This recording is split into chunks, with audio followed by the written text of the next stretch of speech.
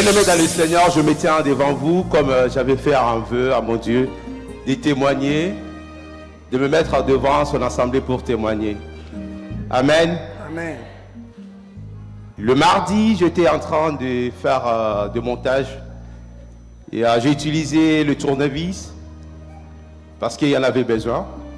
Au moment où il n'y avait pas besoin d'utiliser les tournevis, je me suis quand même allé le prendre pour l'utiliser. Et à un moment donné, l'esprit me disait bon, je le laissais de côté et que mon fils allait continuer. Je dis mais tiens, j'aime pas commencer et ne pas terminer. Il faut que je finisse. Et je tenais les tournevis à la main.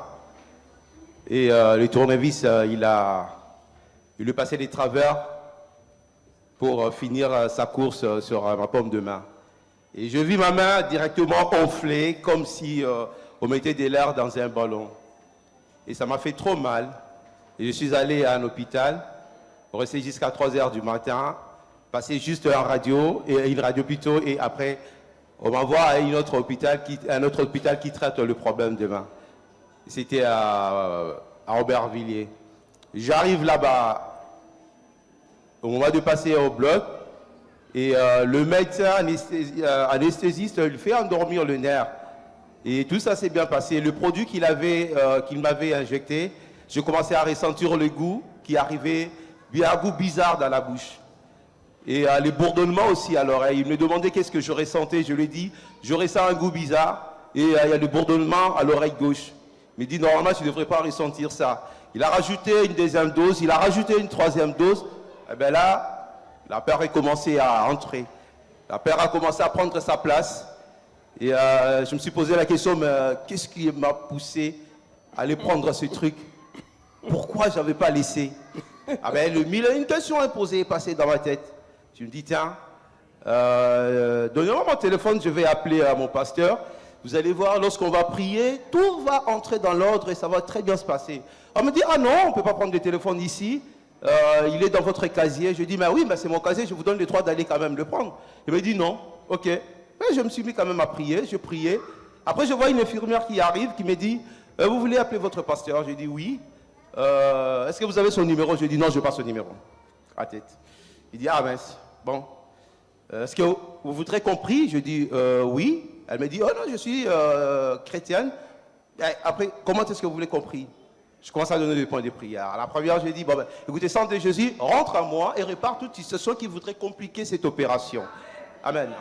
J'ai envoyé le feu, on a envoyé. Elle a aussi prié. Elle a aussi, après, elle m'a demandé de rester tranquille, qu'elle allait prier. Elle a prié.